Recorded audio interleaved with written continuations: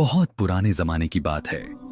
अरब के रेगिस्तान के बीच एक छोटा सा शहर बसा हुआ था जिसका नाम सफरानाबाद था। यह शहर बहुत बड़ा नहीं था, लेकिन यहाँ के लोग मेहनती, सादगी पसंद और अल्लाह पर भरोसा रखने वाले थे। सुबह होते ही मस्जिद से अजान की आवाज पूरे शहर में गूंज जाती थी और लोग नमाज पढ़कर अपने अपने कामों में लग जाते थे। इसी शहर में दो लड़के रहते थे, हसन और करीम। दोनों की दोस्ती पूरे शहर में मशहूर थी, लेकिन उनकी जिंदगी बहुत अलग थी। हसन एक अमीर व्यापारी का बेटा था। उसके पिता हाजी अब्दुल रहीम शहर के सबसे बड़े व्यापारियों में से थे। उनके पास ऊंटों के बड़े बड़े काफिले थे और दूर दूर के शहरों में उनका व्यापार चलता था। दूसरी तरफ करीम एक गरीब परिवार से था। उसके पिता एक साधारण मजदूर थे जो दिन भर मेहनत करके मुश्किल से घर का खर्च चला पाते थे। हालांकि दोनों की हालत अलग थी, लेकिन उनकी दोस्ती में कभी कोई फर्क नहीं आया। वे साथ खेलते थे, साथ पढ़ते थे और साथ ही मस्जिद में नमाज पढ़ने जाते थे। जब वे छोटे थे तो अक्सर शहर के बाहर खजूर के पेड़ों के पास खेला करते थे। एक दिन खेलते खेलते वे थक गए और पेड़ के नीचे बैठ गए। हसन ने अपने थैले से मीठे खजूर निकाले और करीम की तरफ बढ़ाते हुए कहा, लो खाओ। करीम मुस्कुराया और बोला, तुम हमेशा मेरे साथ अपना खाना बांट लेते हो। हसन हंसकर बोला, दोस्ती में हिसाब नहीं रखा जाता। समय बीतता गया और दोनों धीरे धीरे बड़े होने लगे। हसन के घर में हर चीज की भरमार थी। बड़े कमरे, अच्छे कपड़े, स्वादिष्ट खाना और नौकर चाकर। लेकिन करीम का घर छोटा सा मिट्टी का बना हुआ था। कई बार ऐसा होता था कि उनके घर में रात का खाना भी मुश्किल से बन पाता था। फिर भी करीम ने कभी शिकायत नहीं की। वह हमेशा कहता, अल्लाह सब देखता है। एक दिन हसन अपने घर में बैठा खाना खा रहा था। अचानक उसे याद आया कि शायद करीम ने आज कुछ नहीं खाया होगा। वह तुरंत खाना लेकर करीम के घर पहुंचा। करीम की मां दरवाजे पर बैठी थी। उन्होंने हसन को देखकर कहा, आओ बेटा। अंदर जाकर हसन ने खाना करीम के सामने रख दिया। करीम की आंखों में आंसू आ गए। उसने कहा, तुम सच में बहुत अच्छे दोस्त हो। हसन मुस्कुराया। दोस्ती में अमीरी गरीबी नहीं देखी जाती।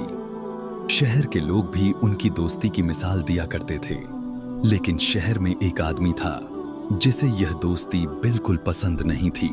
उसका नाम था जलील। जलील एक लालची और चालाक आदमी था। वह हमेशा सोचता था कि अगर हसन उसके करीब आ जाए तो उसे बहुत फायदा हो सकता है, लेकिन हसन हमेशा करीम के साथ ही रहता था। यह बात जलील को बिल्कुल पसंद नहीं थी। एक दिन उसने तय किया कि वह किसी तरह उनकी दोस्ती तोड़ देगा। उधर करीम के पिता बीमार रहने लगे।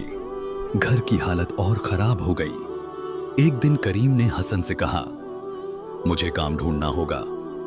हसन ने कहा, जब तक मैं हूं तुम्हें काम करने की जरूरत नहीं। लेकिन करीम ने जवाब दिया, मैं मेहनत करके जीना चाहता हूं। तभी जलील वहां आया और बोला, अगर काम चाहिए तो मेरे गोदाम में आ जाओ। करीम मान गया। गोदाम में काम बहुत कठिन था। भारी बोरे उठाना, सामान जमाना और दिन भर मेहनत करना। लेकिन करीम ने कभी शिकायत नहीं की। जलील दूर खड़ा उसे देखता रहता और मन ही मन सोचता, अब देखता हूं तुम्हारी दोस्ती कब तक टिकती है। कुछ दिनों बाद खबर फैली कि एक बड़ा व्यापारी काफिला सफरानाबाद आने वाला है। पूरा शहर उत्साहित था। जब काफिला शहर में दाखिल हुआ तो सैकड़ों ऊंटों पर कीमती सामान लदा हुआ था। मसाले, रेशमी कपड़े, सोना और चांदी। लेकिन उसी रात जलील ने एक खतरनाक योजना बनाई।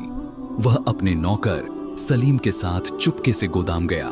उसने दीवार में छेद किया और अंदर जाकर एक कीमती संदूक चुरा लिया। फिर उसने वह संदूक उस जगह रख दिया जहां करीम काम करता था। अगली सुबह जब संदूक गायब पाया गया तो हंगामा मच गया। जब तलाशी हुई तो संदूक करीम के काम वाली जगह से मिला। लोगों ने तुरंत कहा, यही चोर है। करीम चिल्लाया, मैंने चोरी नहीं की। लेकिन कोई उसकी बात सुनने को तैयार नहीं था। उसे पकड़कर काजी के सामने ले जाया गया। काजी अब्दुल हकीम बहुत न्यायप्रिय व्यक्ति थे। उन्होंने पूछा, क्या तुमने चोरी की है? करीम ने कहा, नहीं।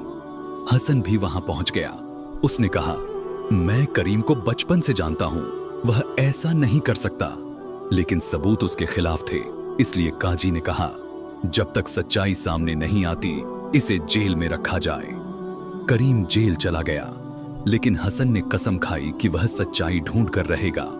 जांच करते हुए उसे गोदाम की टूटी हुई दीवार दिखी। एक पहरेदार ने बताया कि उसने रात को 2 लोगों की परछाइयां देखी थीं।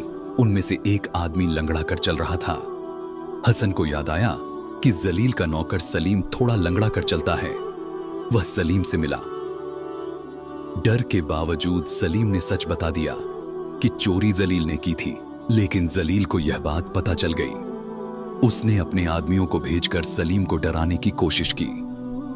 जब वे उसे मार रहे थे तभी हसन वहां पहुंच गया और उसे बचा लिया।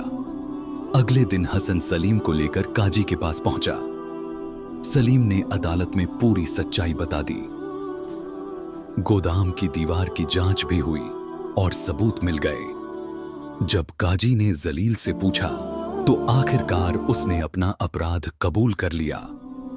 उसने माना कि वह हसन और करीम की दोस्ती से जलता था, इसलिए उसने करीम को झूठे आरोप में फंसाया। काजी ने तुरंत आदेश दिया कि करीम को रिहा किया जाए। करीम आजाद हो गया। हसन दौड़कर उसके पास आया और उसे गले लगा लिया। करीम की आंखों से आंसू बहने लगे। वह बोला, मुझे पता था तुम मुझे अकेला नहीं छोड़ोगे। हसन मुस्कुराया, सच्चे दोस्त कभी साथ नहीं छोड़ते।